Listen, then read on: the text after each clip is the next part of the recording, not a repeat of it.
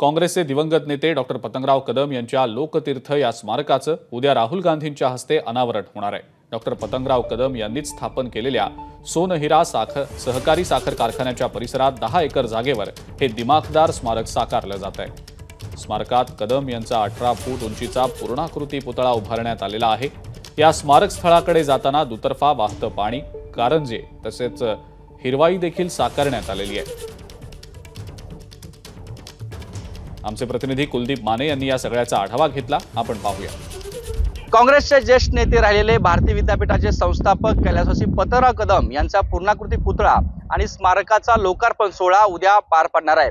आपण सध्या स्मारक परिसरामध्ये आहे।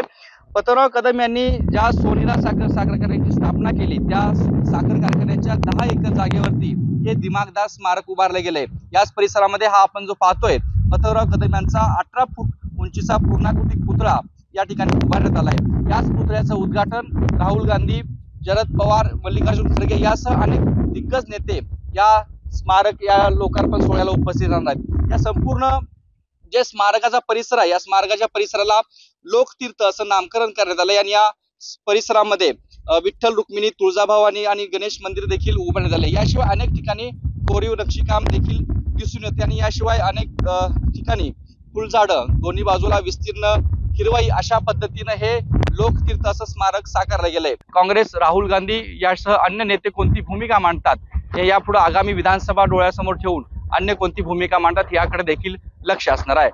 कॅमेरा पर्सन योगेश सोबत कुलदीप माने, एबीपी माझा, वांगी, सांगली।